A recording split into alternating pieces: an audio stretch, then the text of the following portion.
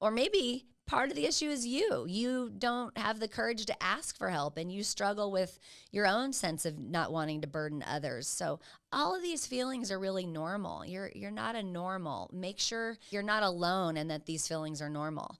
Make sure you acknowledge these feelings. Name what you're feeling. Talk about it with someone you love or someone that you trust, and try to have moments of normalizing these experiences, because, maybe this goes on for a long time. And so part of it is recognizing you can't do it by yourself. That's really hard, especially if you were formerly a really independent person. The other thing is sharing the load is necessary. You want to delegate when possible.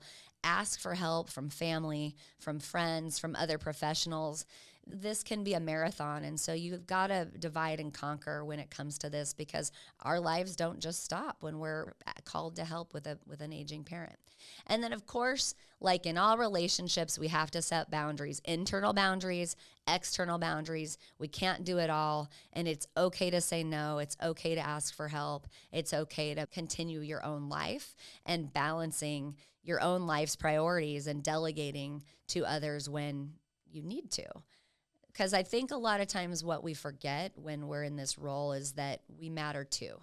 We're prioritizing the needs of the person who needs our care, and because it's more dire or it's more stressful or maybe even life-threatening, we kind of table our own priorities in our own life because it seems like it's okay. But if we do that for too long, we end up pouring from an empty cup, and that is only something that we can sustain for so long. We can't pour from an empty cup. We have to rejuvenate our own cup. We have to have our own self-care.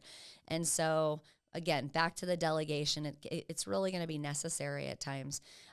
Use home health aides. There's some adult day programs that might be useful. There's respite care. There's all kinds of ways that we can enlist resources to help us balance this. And then, of course, at the crux of all of it is communication. You've got to be honest with your family about what you can do, what you can't do, what you need help with, what support looks like, and you've got to communicate that. If you don't communicate, people don't know what you're going through. They can't be there for you to be supportive if you don't express what it is that you need. And so communication is key, as in all relationships. That is the truth. And then we have to look at planning ahead. You want to talk about medical power of attorney. We want to talk about living wills and get those things in order. Care preferences before there's a crisis. What do people want done when they do pass? What are their after life wishes? And how do we make sure we can get those things set up so that we're not dealing with that at the same time as the loss?